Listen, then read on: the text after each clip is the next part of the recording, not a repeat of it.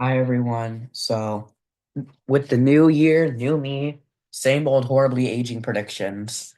In today's video, this is my first 2025 prediction of the United States House of Representatives. So fun, right? It's gonna be even more fun if these ads disappear, but just not getting any miracles today. So, I'm not really just gonna talk, honestly. We're gonna, fill out this map, and it's not gonna look like this for the next few minutes. Okay, so basically, preface before going into this, three Republicans have retired from the House of Representatives, and Republicans had a 220 seat majority. So, really speaking, they only had a 3 seat majority. Now they technically don't have the majority anymore because Stefanik, Gates, and Waltz all resigned slash retired, and Gates's Casey was appointed Attorney General, then dropped out of that race, left the United States House of Representatives and that seat vacant, got an ethics report released on him, and is now threatening to expose the corruption of all of Congress. So, a normal day in American politics. And then we had Walt from Florida, who became part of the Trump administration, and then Stefanik, who became a Trump ambassador. I don't know what country it was, but maybe we'll find that out later. Okay, so without further ado, Democrats at 169, Republicans at 198. I do the generic ballot. I think it's going to be about a 3.5 to 4-ish% margin for the Democratic Party. It's probably going to be a blue wave year, if I'm being honest. No, I don't want ads. Stupid ads. It's gonna be a blue wave year. We're gonna see a reversion against Trump, and Trump actually won about 240 congressional districts. The underperformed him in six. Republicans underperformed him in a very huge amount of congressional districts, almost all of them, to be honest. But 16, I think it was 16 districts voted for Trump, but then voted for a Democrat down ballot. So we're gonna see. Republicans can hold on to the majority. But that's enough talking. Let's start with the first state, Alabama. I'm going to put this in the likely column. There's no reason figures shouldn't win by more than five. This was a 9.8% margin. I might need to actually have the map on hand. Take a look at Alabama, 9.2. I was close enough. Alaska. This is a tricky situation. Do I want to put Alaska in for the Democrats, or do I want to give it to the Republicans? I underestimated Democrats in 2022. I didn't get the actual race right though, and I overestimated them in 2024 when I said that they would win the race. They did not. However, I do think that was probably just because Trump was on the ticket. Trump's not on the ticket this time, so I do think if they run Mary Patola again, I think it's going to be a tilt Democratic state, especially if Begich, especially if some other Trump Republican that's not Palin runs. If you just to run again, automatic flip, honestly. Then Arizona, um, I think the second district will be likely margin. The I think this is the fourth district, or Stanton's district. I think is gonna be a likely margin. So that really leaves only two competitive seats. And oh God, I have been saying for the longest time, ever since I made election predictions for this race, that Schweikert seat is a sleeper flip. I think 2026 is the time we are going to see this district flip. He's a lot of corruption scandals, and it's also a very left-turning district, and it's gotten significantly bluer, especially part of redistricting. So we take a look at the old map. This was a D plus R plus 13 seat. And in the new map, it's an R plus 7 seat. It's trending to the left. It's in the Phoenix suburbs.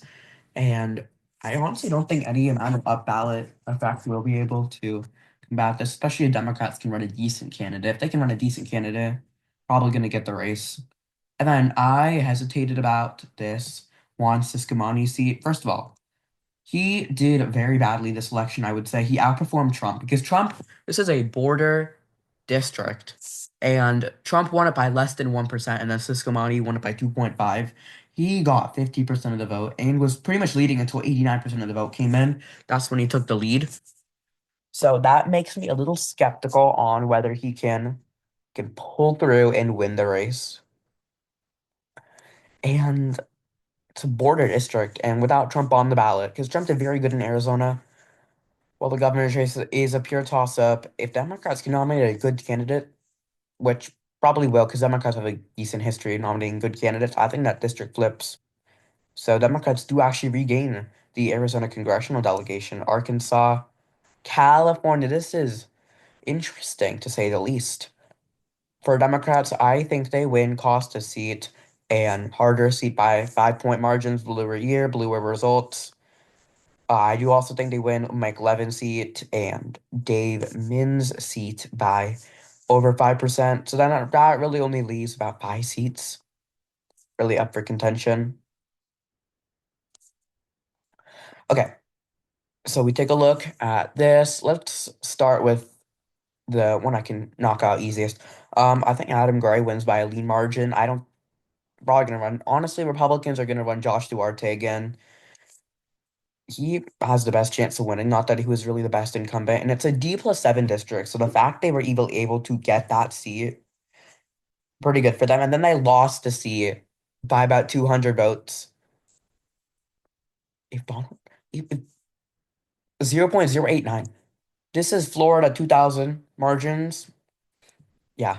I think that California's 13th. We need you back in 2000, not now. We don't need very many close races. Actually, we kind of do because I lost my train of thought. That's fine. It's fine.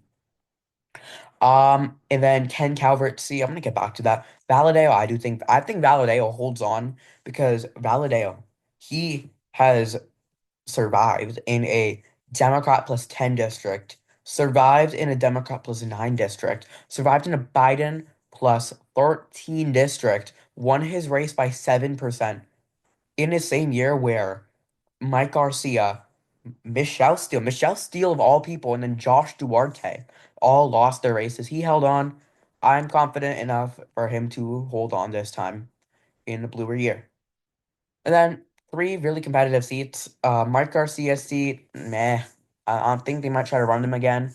I do think it'll be similar-ish margin because he didn't even lose by a little bit. He lost by shift.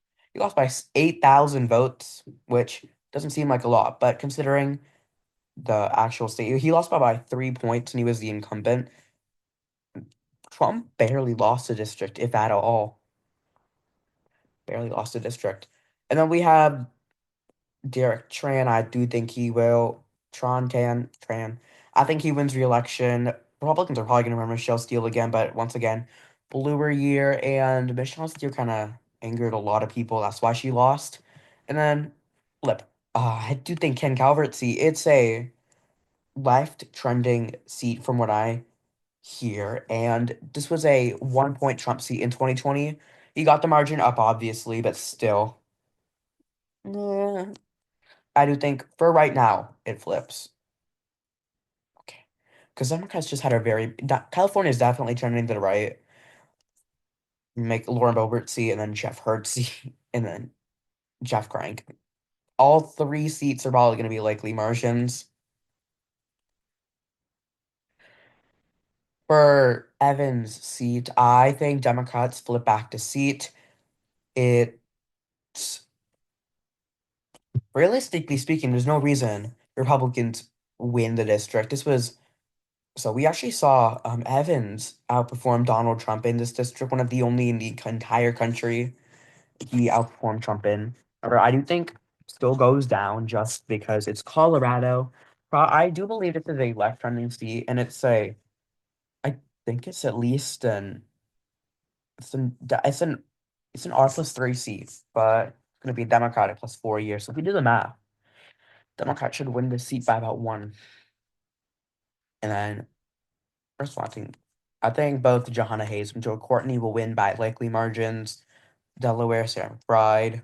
Florida, we have some competitive races in Florida. I think this is going to be likely margin. Ana Luna. Luis Franco, did he retire or resign or something like that? I don't know. I think this was a likely district. Check to make sure. Yeah, it was a likely district. Jaron Moskowitz. Then you have Jaron Moskowitz. this was a district that Democrats were projected to win by over 15 in both 2024 and 2022, and they lost significant ground in this district. It's a Miami district, so that is expected. I do think he narrowly, no, wrong district. My bad. I think he nearly shores out wins. See Matt Gates' district. Honestly, we're gonna see the first few indications of 2026 through Gates' special election, through Waltz's special election, through Stefanik's special election, through the Virginia, New Jersey special elections. Well, actually, they're off cycle, not special. Georgia, Sanford Bishop Jr., no reason he doesn't win. Illinois. It was surprising how Nikki, but like all these districts in Illinois, a lot of people said it could be a dummy manager. Definitely one of the best decisions the Illinois Democratic Party made by shoring out a bunch of districts that were pretty much guaranteed to go for them by decent margins. Because now Republicans are down to three. Indiana, Frank Murvan, I do think he wins. Not much to say. I think it's Lake County, home to Erie, which that county shifted towards Trump by a decent amount. However, once again, Trump's not going to be on the ballot, won't really have an issue. And then oh God, if they don't primary out Marionette Miller Meeks, she loses. However, I think Republicans, they're going to primary out Marionette Miller Meeks. First of all, she won by 800 votes in a Trump at least +5 district. We take a look. 0.019. And she won by 799 votes. She's a three-term incumbent, winning by 799 votes in a Trump district. I'm gonna move it into the likely column just under the assumption that they do primary her out. Otherwise, it's probably gonna be a Democratic flip. Why can't more states be like Iowa? Iowa is not allowed to split an entire county in the entirety of redistricting, which overall gives it a decent. Like we take a look at Iowa, it's a decent partisanship.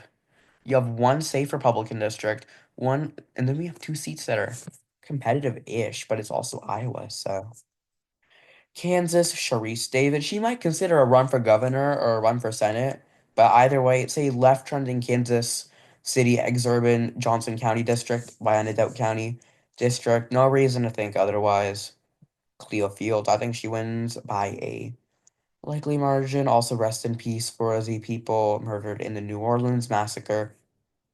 Well, I'm gonna call it that. I don't know what else to call it. Rest in peace. Maine. I think Jared Golden does try to run for Senate, drops out midway through, and then tries to run for his old seat. So I do think that gives him the second district. There's really no one else Republicans can run because he did barely win. He only won by 0.55%. So that might have actually got it wrong. He won about 2,000 votes, and they had to use ranked choice. So I don't think they actually had to use ranked choice voting. I don't know. So 191 and 204. Maryland. Remember my New England election night prediction, guys. April McLean Delani, I do think she wins by a likely margin. She was actually in a dead heat with David Trone until 89% of the vote in. Gosh, a lot happens at 89% of the vote. So, yeah. Massachusetts, there's nothing in Massachusetts, honestly. It was a miracle Republicans could get one district to be less than 14, yeah. And then you have Michigan with some pretty competitive districts. I think Hillary Scholten, so she won in 2022 because Republicans in the state made a stupid idea by primarying out Peter Meyer, who, granted, he did impeach Donald Trump. They did not need to primary him out. This is a left trending district in Michigan in Grand Rapids. I think it's Grand Rapids. This is a D+3 district. And Biden won the district by a very sizable amount. So, and then I think we're gonna see Christian McDonald Rivet. First of all, this is a Trump district, and this is a Republican plus one district. How are Democrats winning by 5? Is the question we all need to ask ourselves. I think that trend continues. Tom Barrett. Tom Barrett outperformed Trump, but wait, no, because the governor's race, I can't count on that, and I can't count on the Senate race either. You know what? I think Republicans narrowly hold on to this district. Alyssa Slotkin was just a very, very strong candidate in general. And it's an R+4 district. And we saw Republicans maybe won the district by about four. So they pretty much formed in line, despite the fact that it was an R+3 year. So they should have won by more. That's not. And we have John James. I'm gonna narrowly give it to the Republicans. I don't feel very confident. I'm gonna narrowly give it to the Republicans and change Tom Barrett to a lean margin. Michigan, Minnesota, and G. Craig will win by a likely margin, safe margin. They're categorizing anything over 10 as a safe margin in this, in case we couldn't tell. Minnesota. Next is Minnesota, Mississippi, Missouri, Montana. Out of order. Nothing in Mississippi, nothing in Missouri. Montana. There's nothing in Montana that can jeopardize that district. Although Zink is not the best incumbent, he is still an incumbent. Don Bacon has held on when this is one of three districts in the entire country that a Democrat did not win, but Kamala Harris won. So Don Bacon, one of only three, because Kamala won the district by about five. He won the district by about like he won the district by about two. So he outperformed expectations by a decent, like very good amount.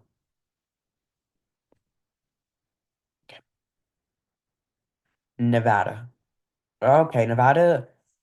I made a video on this in the past. Nevada dummy manager. You Democrats, they kind of gave themselves a dummy manager. That's what everyone really thought. It was not. It was a very, very good map for them, honestly. They've given themselves basically guaranteed districts. Because we take a look here, 7.5. The lowest was a 3-point margin. So Democrats are guaranteed at least two seats in Nevada. And then New Hampshire, even if Lily Tang Williams wins again, because Lily Tang Williams, she's a very good candidate. I've talked about this before. I love that speech. I'm not putting you to bed tonight. Go away. Yes. On the bed again, I would sleep on my phone. No, I'm not doing this. Do it. You're saying before my brother rudely interrupted.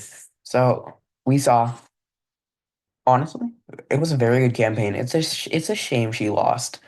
In my heart, she won because she got that district decently close, only a 6-point margin when Ann Custer won the district by 11. Okay, New Hampshire, New Jersey. I think Josh Gottenheimer's district's likely, Mike Sherrill's district's likely, Nellie Poe. I think that district becomes likely. We're not going to see Donald Trump on the district, so we're going to see Tom Keene district and then Herb Conaway. I don't know who that is, honestly. Whose district was that?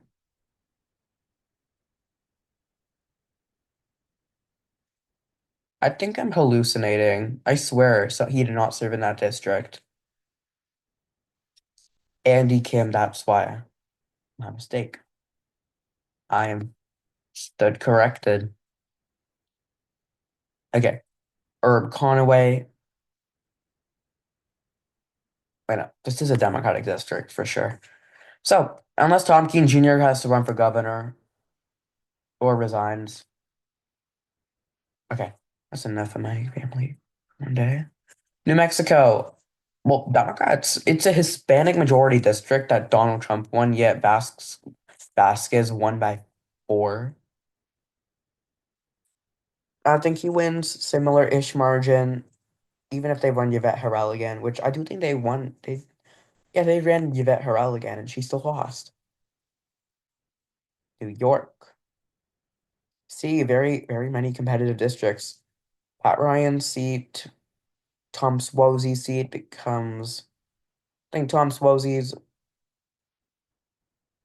Oh, wait. So the Tom. Oh, he ran for his old seat again. I'm like, where have I heard that name before? I forgot he used to serve that district. So we're just gonna characterize all these seats. Mike Lawler, I do think his seat narrowly flips. I think he's gonna run for governor. So I'm just gonna close all these ads. Nothing else really much. Democrats basically they sweep all these competitive districts, and I do think the Phoenix district will go down to likely because we're gonna see special election. I think it's gonna be likely. It's gonna be safe. No, not safe blue. Because if I wanted it safe blue, I would have marked the safe blue button, wouldn't I? North Carolina. I'm pretty sure our map's getting overtorn in North Carolina for the 20th time this decade. Ron Davis was in a Trump district. I think he wins by a lean margin.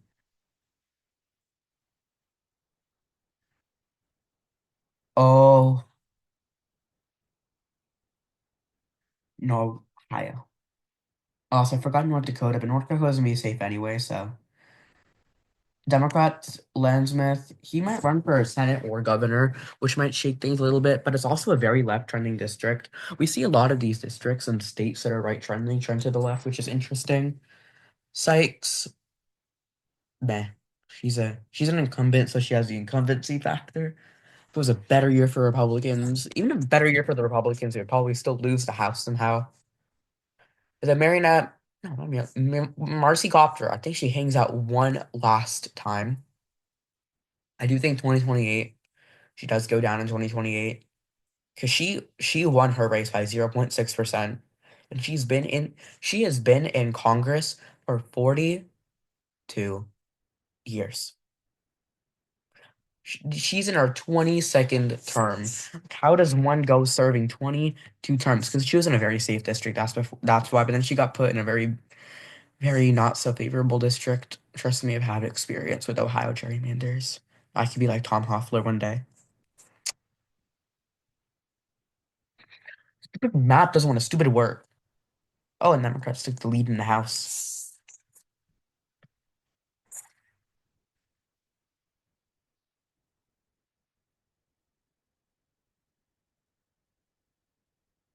Okay. Um, I do think they're gonna run Lori Chavez the Remmer again, and I think that's gonna be a lean Democratic district. She's pretty much recruited just to defeat Lori Chavez the Remmer because first of all, that 2022 was a mess, honestly, because they primaried out the incumbent.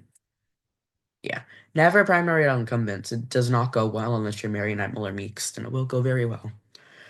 Okay, so Connor Lamb, my wait no, Connor Lamb's old. See, I haven't seen Connor Lamb. This is Chris Deluzio. I kind of messed up a little bit. Oops. Okay, and then we have Brian Fitzpatrick, the third Republican in a Kamala district. Then you have Susan Wilds. I do think she wins by a lean margin, and then Matt Cartwright. I think he wins by a tilt margin. I do think they run back for their old seats again because these were pretty narrow Republican majorities, which a lot of people didn't think they would flip. I thought they would flip though. I feel special. And then you have Scott Perry's seat. Scott Perry's seat, I'm pretty sure this is a left trending seat. Once again, we have the Rust Belt seats that are left trending in a right trending state. Yeah. And he barely won in 2024, and that was with Trump on the ballot, Scott Pressler, all those factors that won't exist, especially Josh Peter on the ticket. Rhode Island, nothing in Rhode Island, honestly. You had that one competitive race in 2022 with Alan Fung, who will probably not run again. So yeah, Pennsylvania, Rhode Island, South Carolina, South Dakota, Tennessee, Texas. Um, you have majority Hispanic districts, I think. Henry Cuellar, he's a very long-term incumbent, or he's also a little scandal plagued. So why don't I just move these to likely? No, I'm gonna move them to likely just because without Trump on the ticket, Hispanic turnout will probably shift a little bit more back towards Democrats. But I do feel like they're never gonna get the same margins they got back in 2020, 16, 2020. Those kind of margins. They're probably not gonna come back. Um, Utah, Vermont, Virginia, Suha Subramaniam. Yeah, I think he wins. This is a Nova district, left trending, in a left trending state, a left trending district for once.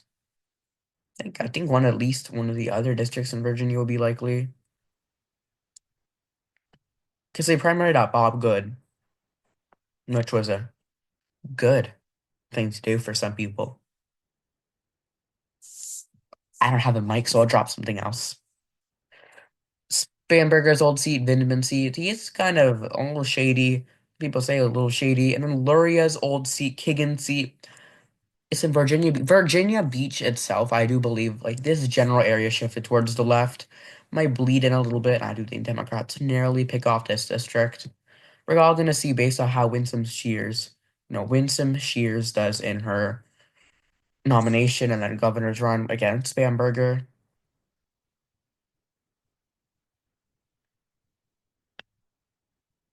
Sh- I think it's Schreier, and then I think she wins.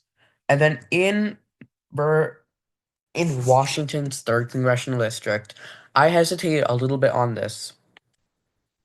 I think if Republicans run a decent candidate, if they just run, if they could run a dead rock, a dead goldfish, probably would beat Marie Gluesenkamp Perez in a race, just because she's in a Trump by far district. The district is pretty Republican too, and the fact she won in 2022 was a huge upset. No one thought that district would be relatively close at all. But then we saw this is a R plus 11 district. Everything's going against her, honestly. You have Maryland Strickland's district that is less Democratic than this is Republican, and she is winning by 15 points. So I think that is Republicans' sole flip. Wisconsin, unless Ron Kind himself runs in Derek Van Orden's district, I think Republicans hold on to the seat. And then Wyoming.